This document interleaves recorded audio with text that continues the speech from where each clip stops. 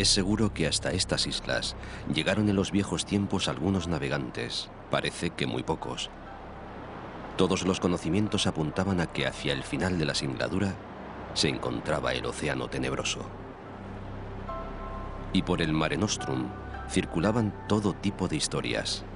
Que el océano estaba lleno de monstruos feroces que destruían las naves y devoraban a los tripulantes.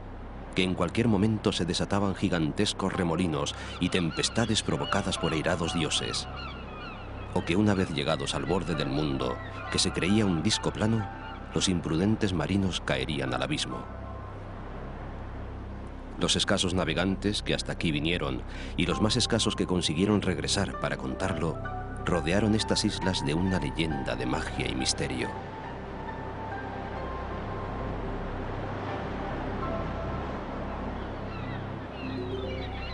Durante mucho tiempo se creyó también que las islas eran las cumbres de las montañas de la Atlántida, el gran continente sumergido del que se ocupa Platón en sus diálogos de Timeo y Critias. Un imperio fantástico al que Zeus, rey de todos los dioses, castigó hace más de 11.000 años.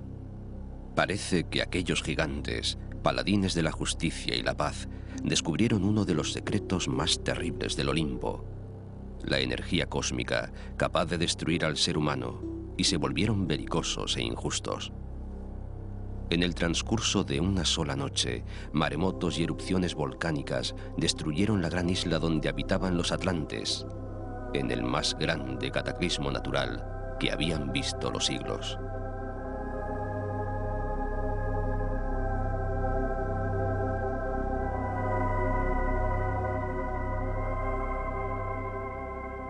Sus palacios, sus templos, sus riquezas se encuentran en el fondo del océano que tomó de ellos su nombre, Atlántico.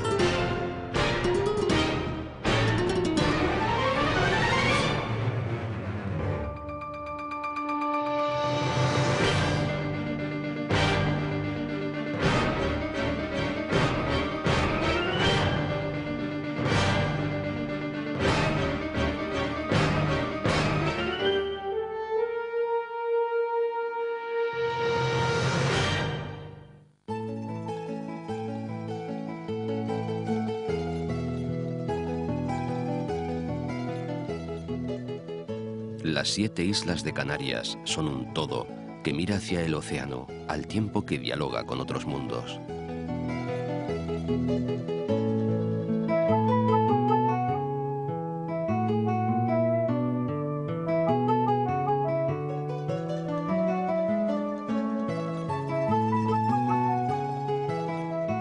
Y su historia se mantiene viva a través de las piedras que nos hablan de culturas aborígenes, que atesoran leyendas, saben de sacrificios, recuerdan conquistas difíciles y esconden un alma propia. Decía Nicolás Estebanez, aquel intelectual y político que vivió a caballo de 2 siglos.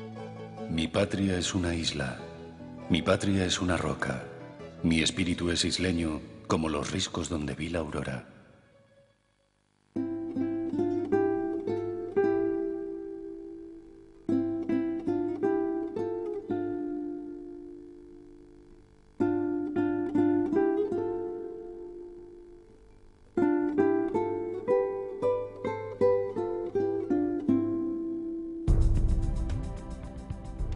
Por occidente, la primera que aparece es el Hierro, la isla por la que pasó el primer meridiano que marcaba el extremo más occidental del mundo antes del descubrimiento americano. Lo hacía exactamente por la punta de Orchilla, donde se asienta el llamado Faro de las Rutas Atlánticas. Fue Ptolomeo quien lo trazó por aquí, en otros tiempos, cuando el mundo todavía era plano y 4 ángeles lo sostenían por las esquinas.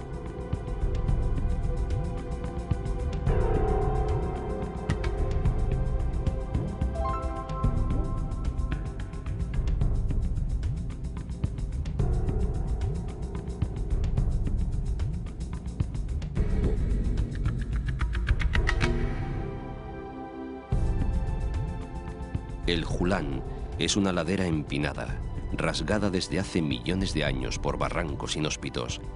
Un erial de lava colada donde los bimbaches, los primitivos habitantes de la isla, esculpieron petroglifos nunca descifrados.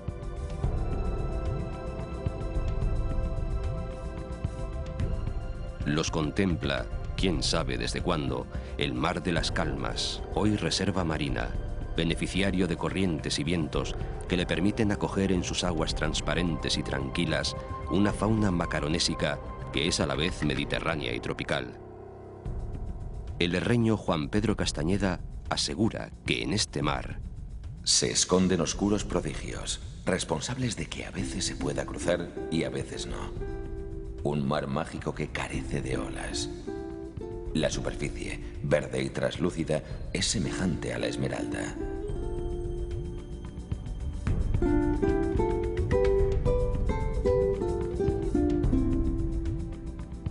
Este sur del Hierro dicen que es la tierra más alejada de Europa, la menos poblada, apenas 8.000 habitantes, y aseguran que posee el hotel más pequeño del mundo.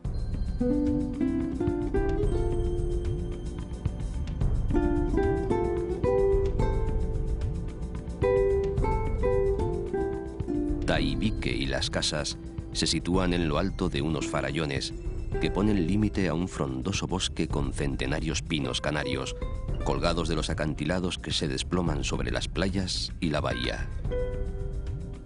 En el fondo, el Parador Nacional, como alejado del mundanal ruido,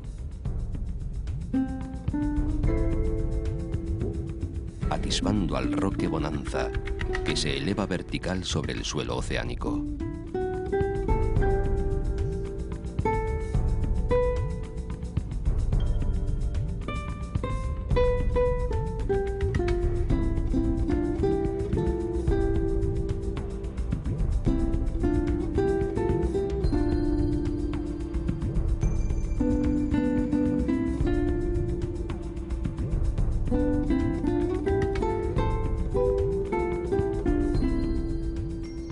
La Frontera, el mayor de los dos municipios del Hierro, fue ganando en importancia al tiempo que se convertía en centro de prósperas explotaciones frutales y sus amplias laderas se cubrían de viñedos.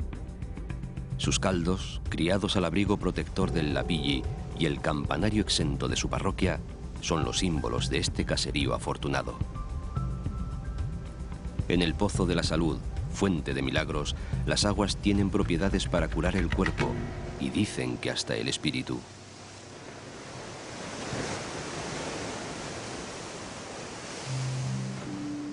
El mar golpea con fuerza contra la acantilada costa volcánica del Golfo.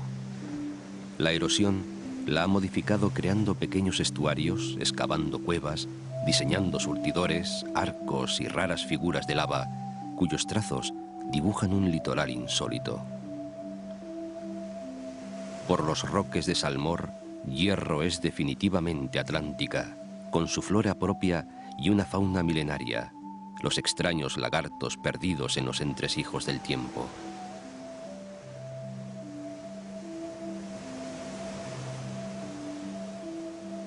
Las caprichosas formas de los 8 roques, castigados por el mar, que rompe a sus pies moldeándolos a su antojo, son un hermoso regalo de la naturaleza. Los acantilados, que se levantan hasta los 1200 metros, sirven de hogar al amenazado lagarto gigante y al fayal brezal, una pequeña mancha boscosa de árboles milenarios cuyas cortezas se confunden con el musgo.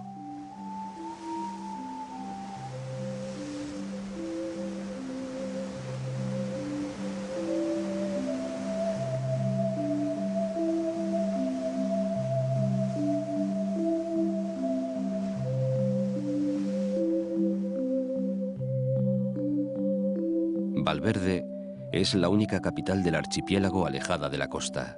Se desparrama por una ladera a más de 500 metros de altura. Su caserío presume de no tener edificios de más de 3 plantas ni semáforos.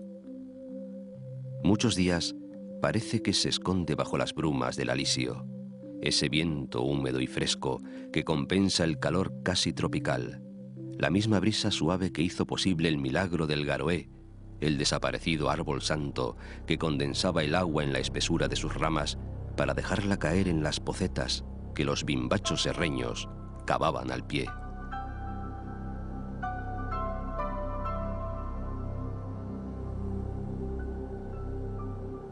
La costa es abrupta, los acantilados sin apenas fisuras, y las nieblas refuerzan la sensación de ocultamiento en estas laderas de Barlovento.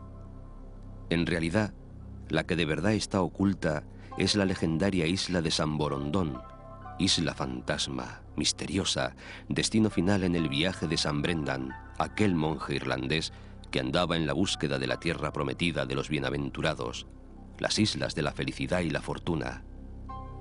Feijóo, tan prudente como sabio, aseguró verla, lo que hizo que partieran varias expediciones en su búsqueda.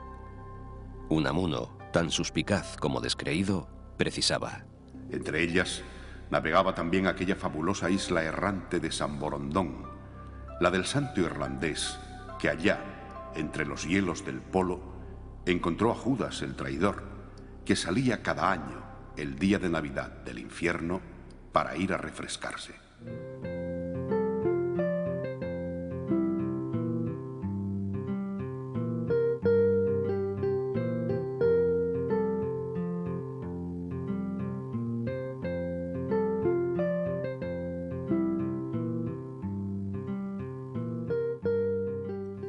San Miguel de la Palma, la antigua Benahuare, impresiona. Fue formándose desde las profundidades del océano, volcán sobre volcán, elevándose más de 3000 metros para sobrepasar luego el nivel de las aguas casi otro tanto. La capital palmera, Santa Cruz, está, no podía ser de otra forma, junto a un cráter, el de la Caldereta, en una estrecha franja de costa. Un viajero portugués, Gaspar Frutuoso, en el siglo XVI, describía la ciudad como rica, con abundantes frutos, soberbio comercio, lozana y pomposa.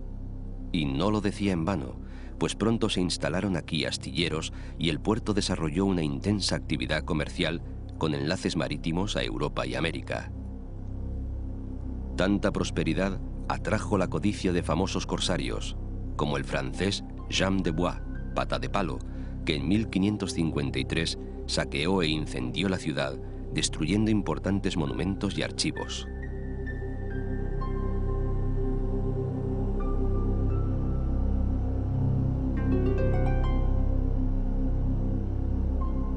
Hoy, el modernismo rivaliza con la arquitectura canaria y un cierto estilo renacentista, dibujando una ciudad que está declarada conjunto histórico-artístico.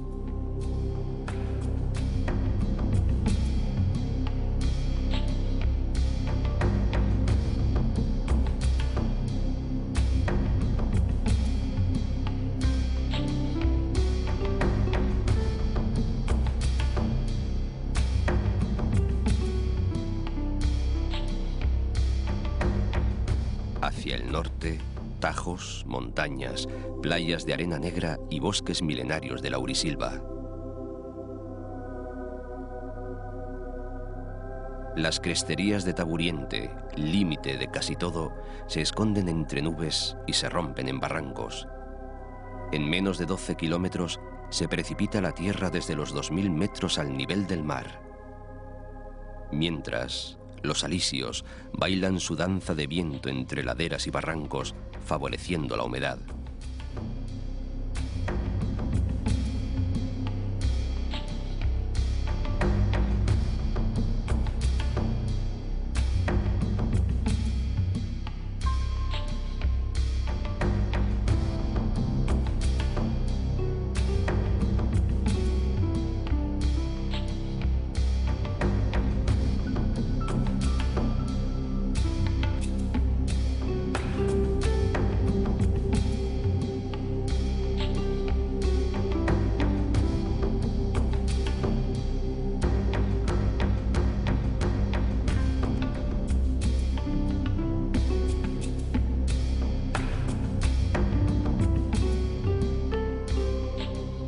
En lo más alto, los sauces dicen que susurrando habaneras.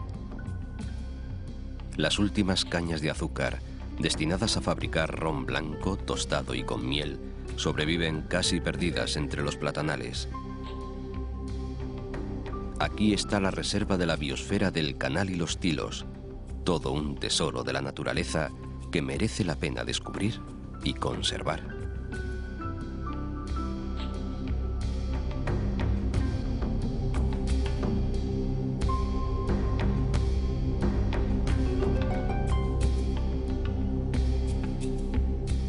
En pleno norte palmero, por Barlovento, más barrancos de laderas casi verticales.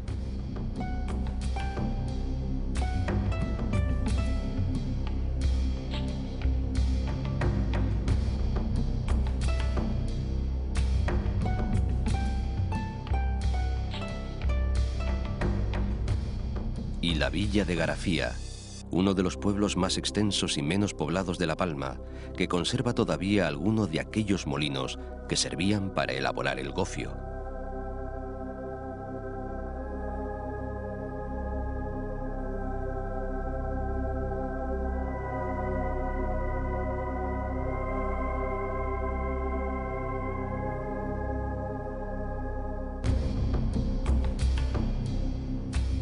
El barranco de Izcagua la separa de Punta Gorda. Por aquí todo es grandioso, un paisaje que sobrecoge el espíritu y arrastra la mirada. Tijarafe, en lengua de los antiguos pobladores, significa lugar de sombra y frescura. Aquí reinó Atocmatoma, el guerrero que destacó por la defensa a ultranza de la integridad de su pueblo.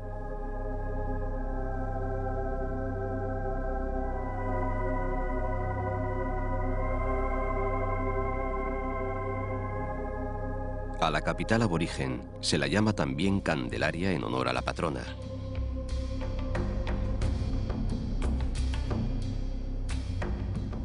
Una fértil llanura verde, plantada de aguacates, plataneras, higueras y almendros, acoge los llanos de Aridane. Este antiguo campo de pastoreo fue luego importante poblamiento colonial por mor de las buenas aguas de la caldera, que ayudaron a crear una importante industria del azúcar. Tazacorte, la antigua corte del rey Tazo, respira historia y guarda celosamente el recuerdo de un pasado no tan remoto, en el que desde su puerto se comerciaba con los Países Bajos. En la desembocadura del barranco de las Angustias está el barrio pesquero, cuyas aguas fueron testigo del desembarco, en 1492, del conquistador de la isla, Alonso Fernández de Lugo, que mató en la misma playa al rey Guanche.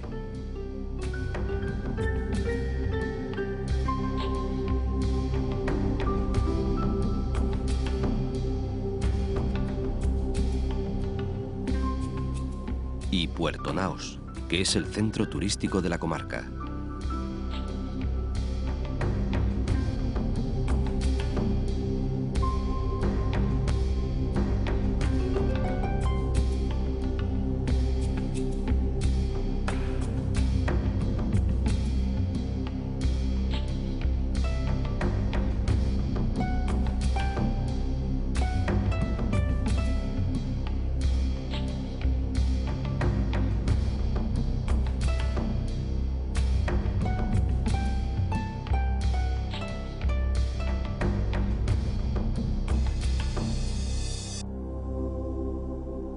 Por decirlo de alguna manera, el municipio de El Paso es el propietario de la caldera de Taburiente.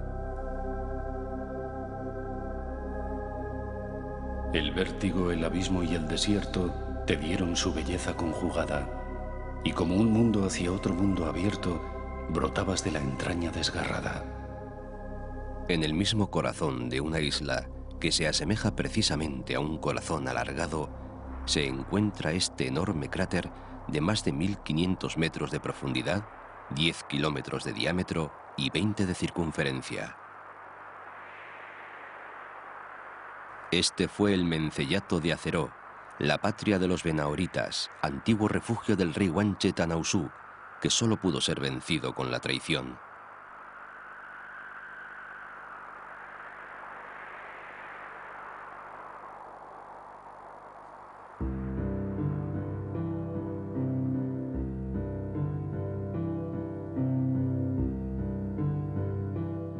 Por Los Canarios o Fuencaliente, que así se conoce a la capitalidad municipal, todo es volcán, incluso el cementerio. Cuentan las crónicas que los barcos que se dirigían a América o que llegaban de regreso a Europa hacían escala en la isla para que los viajeros tomaran estas aguas de la salud, que decían curaban todas las enfermedades.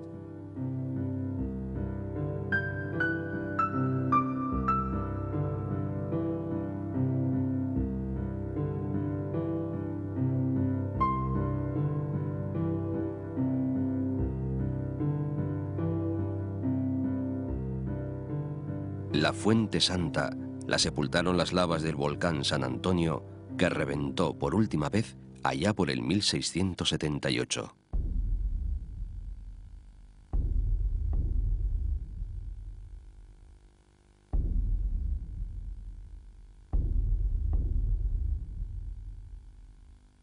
El Parque Natural de Cumbre Vieja y Teneguía ocupa con sus coladas y conos volcánicos otra superficie importante del Paso en el camino de la ruta de los volcanes.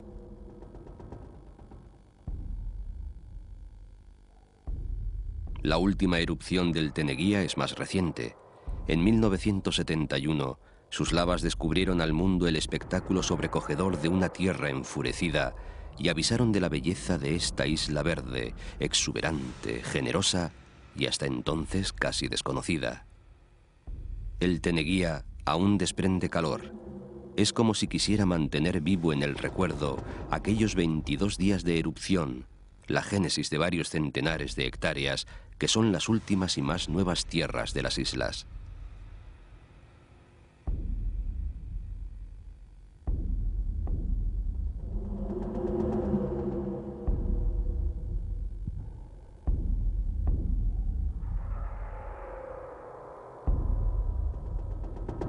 Tras los campos de lavas, la caleta del Faro.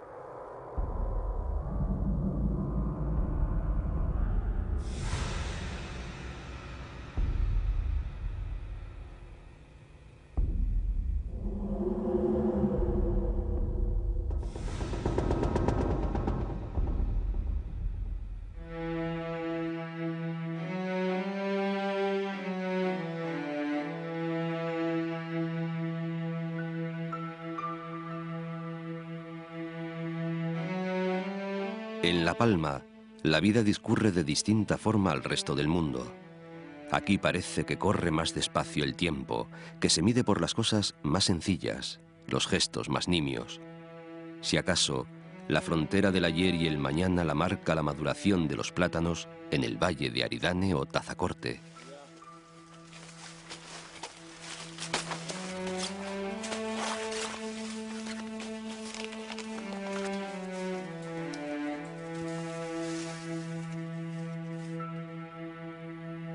Tanta belleza alcanza alturas inimaginables en una extensión pequeña, apenas 730 kilómetros cuadrados.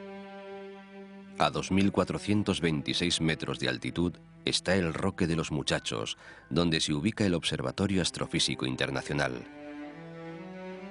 La limpieza del cielo palmero trajo las instalaciones y los habitantes de la isla ayudan en este ver más allá, utilizando una iluminación pública especial para no interferir de noche la observación astronómica.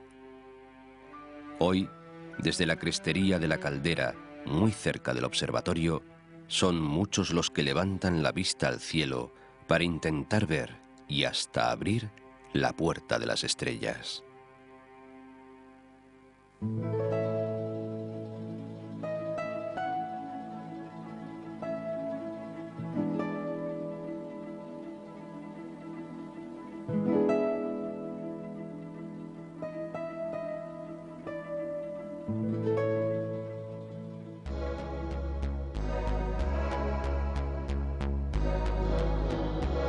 La Gomera es desde luego una isla, pero sobre todo un mundo de leyendas, tierra plagada de mitos a medio camino entre la realidad y la imaginación, que las gentes, de generación en generación, han transmitido hasta hoy. Tan solo mide 22 kilómetros de norte a sur y 25 de este a oeste, pero por su orografía, ir de un extremo a otro puede suponer horas. Fue el último territorio que pisó el almirante Cristóbal Colón antes de partir hacia el Nuevo Mundo, y la gesta colombina define como ninguna el devenir histórico de La Gomera a partir de su conquista.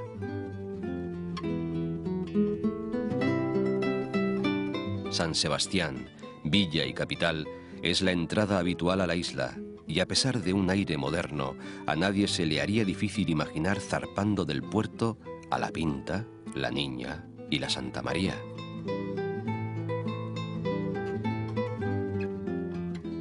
Hoy San Sebastián, olvidada de saqueos de piratas, es una ciudad atractiva y próspera que ha sabido desarrollar en su noble y antañón caserío una actividad constante.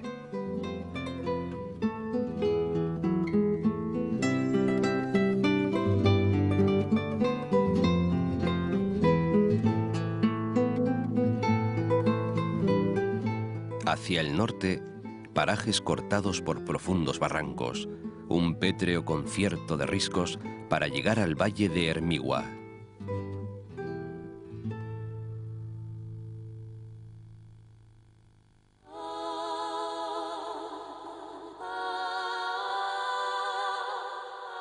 En la parte alta, el Parque Nacional de El Cedro, pleno de umbrías profundas y frescas que permiten olvidar el sol. El Cedro inquieta. Es el lugar mágico del archipiélago donde habitan los duendes que transmiten sus secretos a herboristas y curanderos. Los árboles y las plantas parece que siguen cargados del animismo de los aborígenes que dicen nunca abandonaron estos lugares.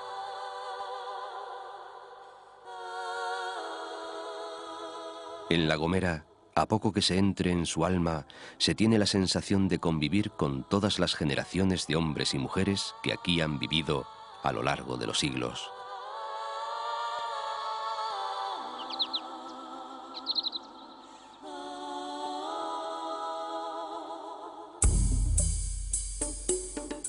Agulo vive con el Teide enfrente, siempre presente, lo que en Canarias se considera todo un privilegio y motivo de envidia para el resto del mundo.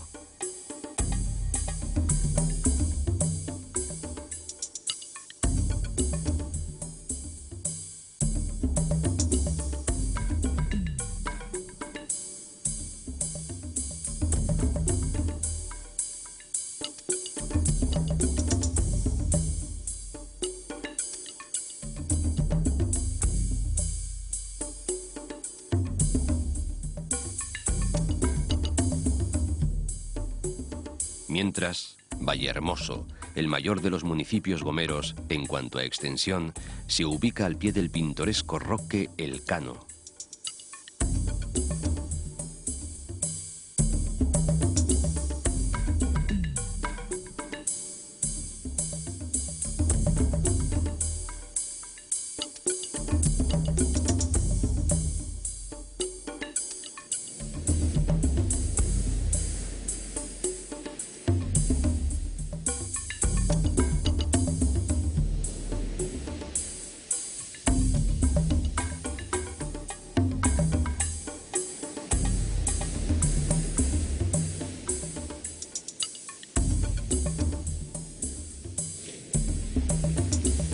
Y en el mar, muy cerca, el impresionante acantilado de los Órganos, de origen volcánico, visible únicamente desde el mar y desde el aire.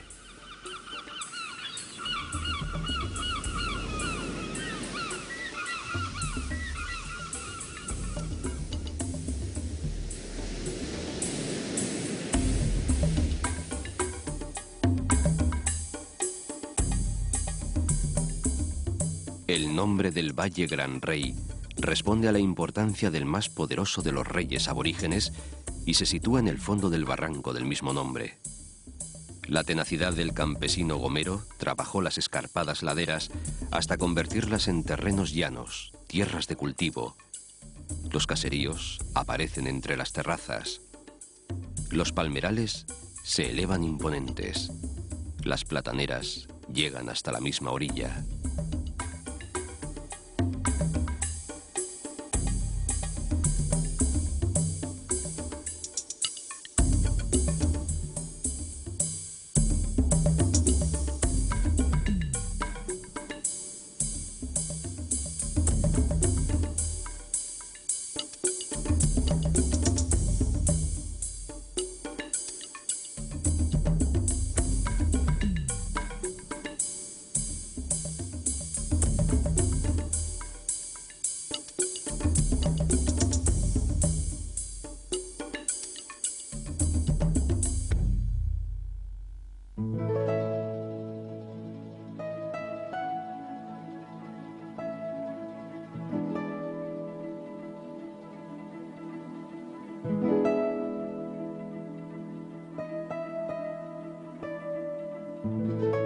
Por Garajonay, el punto más alto de La Gomera, la magia está a punto. Con un poco de imaginación podrían aparecer por cualquier recodo un grupo de aborígenes huidos, y hasta la mismísima Beatriz de Bobadilla, señora que fue de la isla, dicen que de gran belleza, y que aseguran mantuvo relaciones con Cristóbal Colón.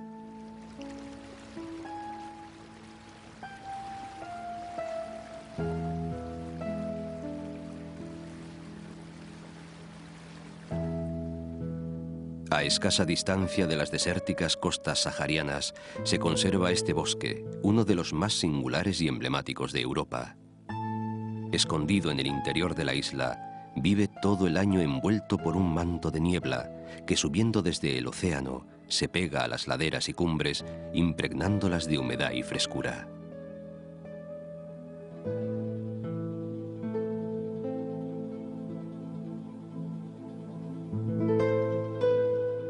En La Gomera, todos los caminos conducen al Garajonay, cuyo nombre responde a una vieja y trágica leyenda de amor.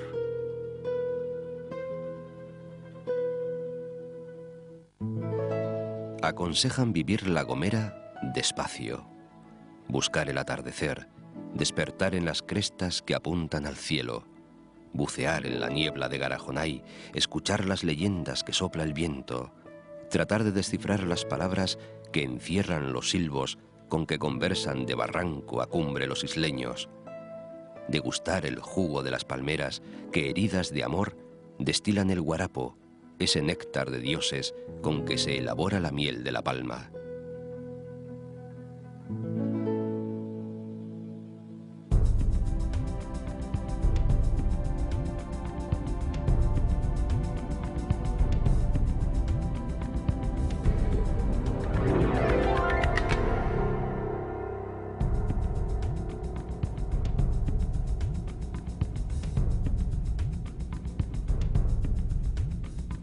Tenerife es la isla mayor.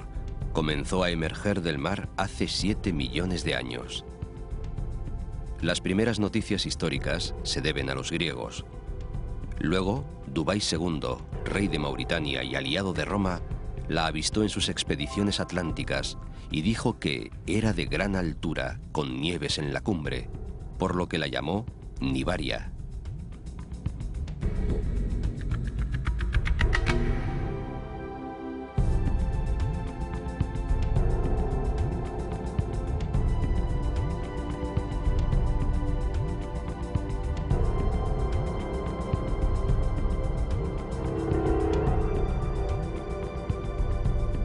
Santa Cruz fue hasta el siglo XIX un simple puerto de la laguna.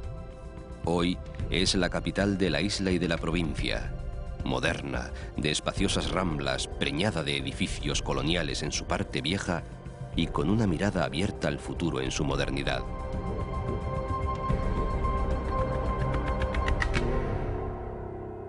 Santa Cruz no es precisamente una ciudad monumental. El barrio antiguo no lo es tanto, y las casas son, desde luego, más casa que mansión.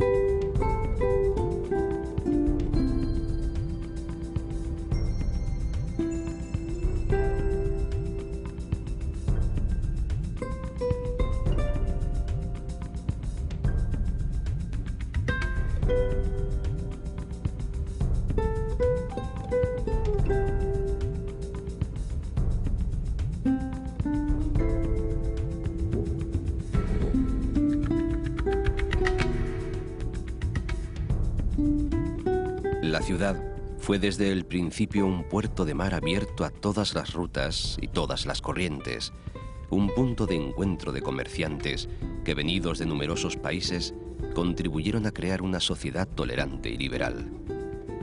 No tuvo ayuntamiento propio hasta 1804, ni tampoco ricos mecenas que la embellecieran. Resulta de todo ello que la arquitectura burguesa victoriana, el modernismo, el art déco y el racionalismo son los estilos más presentes en las calles. Como escribió Dulce María Loynaz, se fundó por sí sola, y no fue hasta 1822 que se convirtió en capital.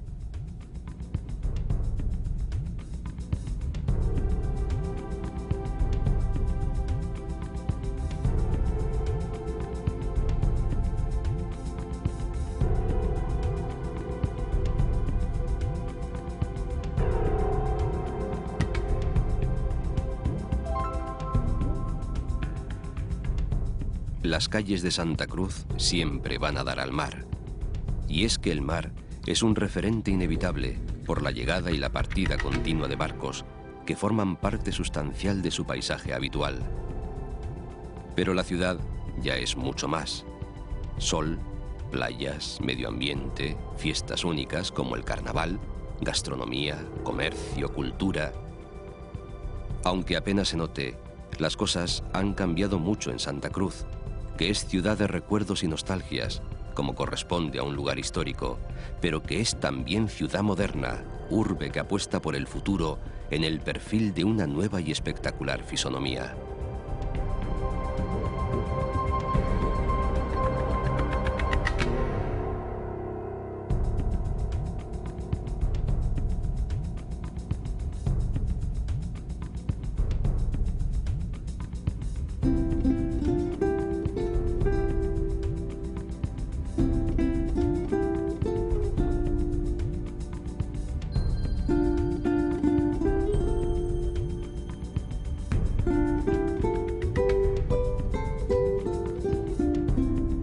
El macizo de Anaga, que surgió del mar hace 7 millones de años, se desploma en él entre impresionantes acantilados a los que de vez en cuando hace el regalo de una pequeña playa. Esbeltos roques e islotes emergen de las aguas como un grito de lava. Pequeños caseríos o pueblos en el camino de sendas aparentemente imposibles.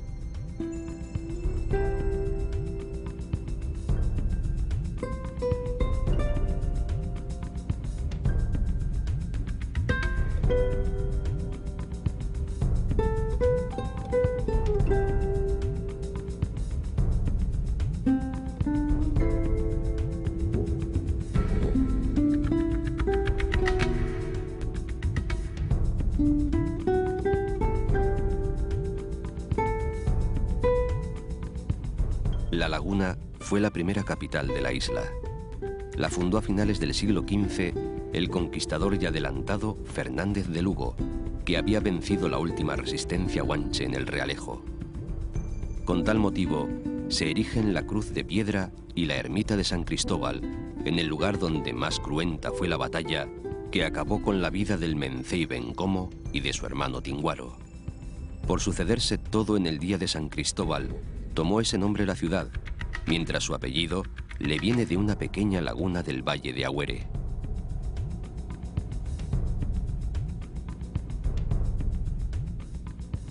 Considerada la primera ciudad colonial española no fortificada, se la conoce por sus dos villas, la de arriba y la de abajo, diferenciadas fundamentalmente por su trazado urbanístico. Los primeros vecinos se asentaron arriba, alrededor de la iglesia de la Concepción. Pero tan grande era su desorganización y tal el caos urbanístico que el Cabildo y el adelantado decidieron crear otra siguiendo un orden lógico y renacentista. Así surge la Villa de Abajo. Es aquí donde se ubica el entorno histórico, religioso, cultural y nobiliario, las casas señoriales, las edificaciones religiosas.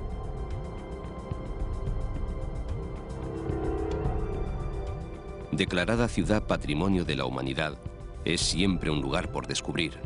Los conventos y las ermitas atesoran leyendas en sus espacios recoletos, al tiempo que los tonos de las fachadas y la vegetación tropical trasladan la imaginación a las tierras americanas, de las que las Canarias son un hermoso preludio.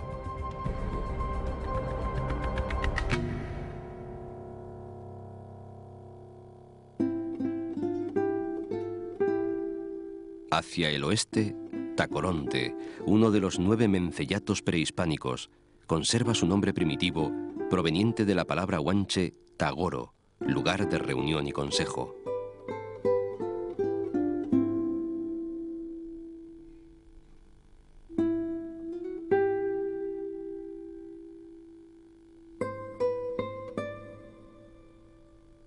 A barlovento de la cordillera dorsal, tierras accidentadas, agresivas en los acantilados de la costa, que a veces, al final de los barrancos, se convierten en playa.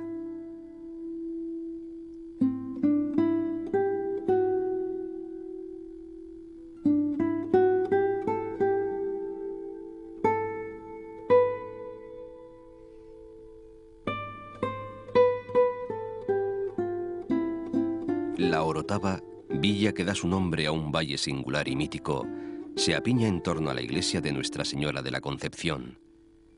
Conventos y casonas de balcones de madera y hermosos patios interiores la rodean orgullosamente. A la hermosa Orotava, panal de abejas, acuden los turistas como las moscas desde Inglaterra.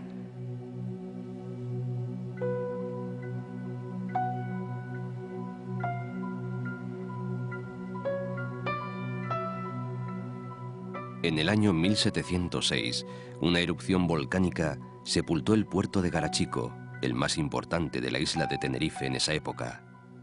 Y de la noche a la mañana, el puerto de la Cruz tomó forzosamente el relevo, a pesar de tener tan solo un pequeño refugio pesquero. De inmediato, se convirtió en la llave de la isla, como bien la definió Felipe IV, y en una de las principales escalas en las rutas comerciales de Europa con América y África. Comenzó un intenso tráfico de gentes de todas las nacionalidades que fueron acogidos por una población sin prejuicios. Por esa puerta clandestina entraron en España las ideas de la Revolución Francesa y de la Ilustración, que propiciaron una etapa de oro en la cultura portuense. Pedro García Cabrera lo proclamó con estos versos llenos de hermosura. Por el puerto de la Cruz entraron, más que vinieron, ideas, como mujeres dando a los hijos el pecho y enseñando que no caben las patrias en un pañuelo. Su primer alcalde fue un comerciante irlandés. Luego vinieron otros ciudadanos de Europa. En su marco paradisíaco se acogieron personajes universales como el duque de York, el príncipe de Saboya, el rey Alfonso XIII o Churchill, y su paisaje y su luz inspiró a escritores como Agatha Christie y Dulce María Loinaz. Fue el escritor orotavense Juan del Castillo quien dijo al respecto: el puerto representa en Canarias la ciudad de la vida, de la alegría, porque, en fin, llegar aquí es siempre una aventura y una aventura.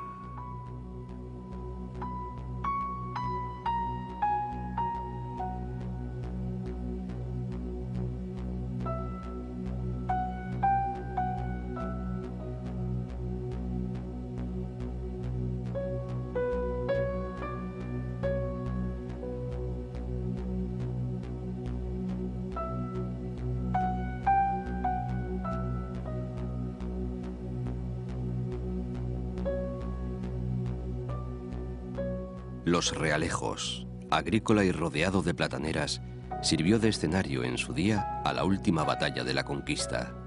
Por las cumbres de Tigaiga se despeñó el último mencey, Bentor, quien cuando los jefes guanches decidieron rendirse, prefirió la muerte a la esclavitud. Donde comienza la denominada Isla Baja está la villa de Icod, que nacida en 1496, no tomó su apellido de los vinos hasta mitad del siglo XVI, gracias al auge del cultivo de la vid.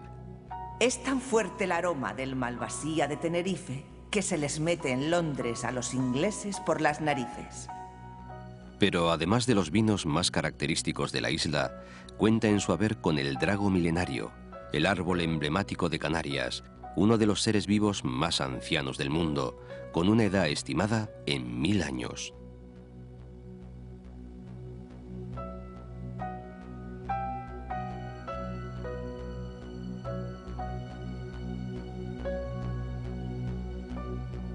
Fue un banquero genovés, Cristóbal de Ponte, quien fundó Garachico, que fue el principal puerto de Tenerife hasta 1706, en que una gigantesca erupción volcánica lo sepultó bajo la lava. Hoy la villa vuelve a mostrar orgullosa su brillante pasado.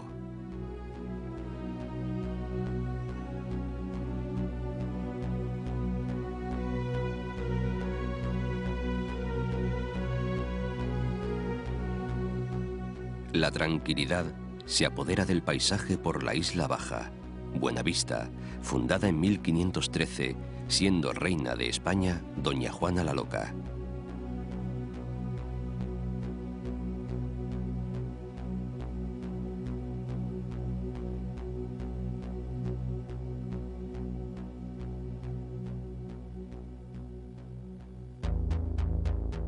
Una gran ladera que llega hasta el mar, desde la cumbre de Abeque y el Pico Viejo, conforma una costa espectacular y unos enormes acantilados, los gigantes, de hasta 600 metros de altura, que caen en vertical sobre el agua.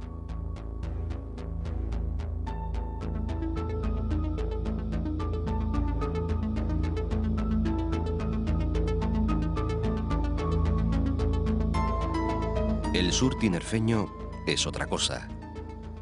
Hace años, seco y duro, volcánico y atormentado, contrastaba con el resto de la isla. Tanta era la diferencia que se tenía la impresión de estar en otro mundo.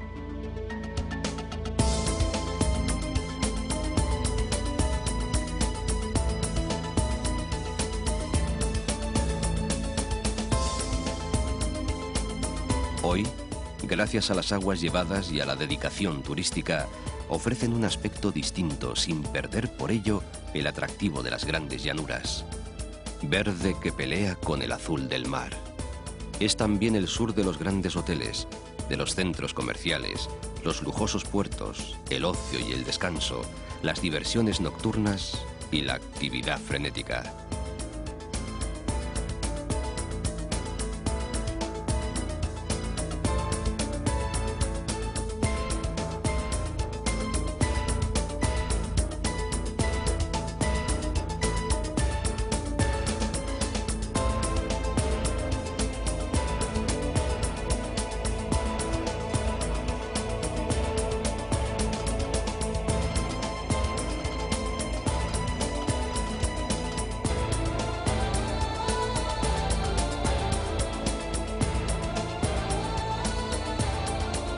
Las blancas casas de Fasnia terminan en el barranco de Erques, la frontera natural con el valle de Güímar, uno de los pueblos más antiguos de Tenerife, tierra de buenos vinos y viejas y sorprendentes pirámides escalonadas que dividen a los científicos y a los que buscan algo más allá en la historia.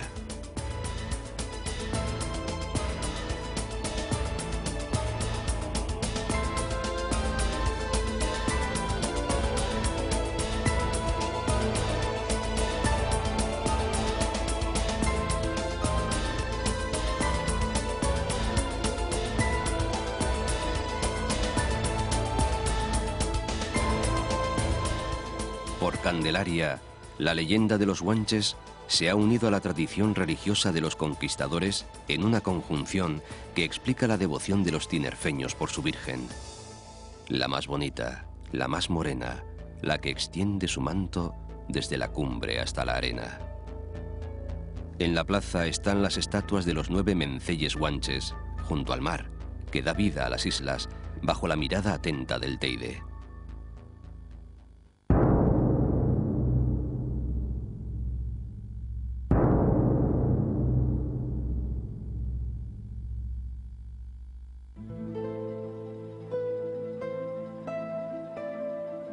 Los guanches veneraban al Teide, al que llamaban Echeide, el fatídico, terrible lugar donde moraba una cruel diosa, Guayota, que cuando se enojaba escupía llamas, llevando desolación y muerte a los seres humanos.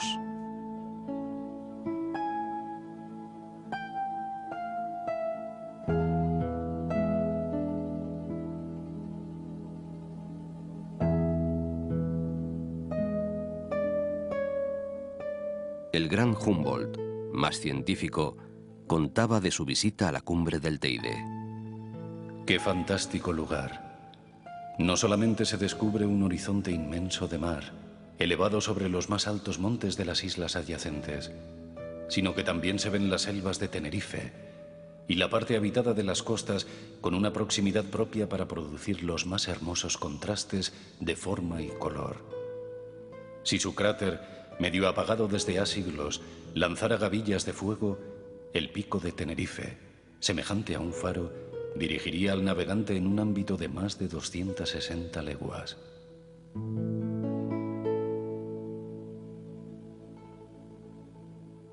Yo voy soñando caminos de la tarde, las colinas doradas, los verdes pinos y las encinas, ¿a dónde el camino irá? ¿A dónde el camino irá? Yo voy cantando viajero a lo largo del sendero. La tarde cayendo está, la tarde cayendo está.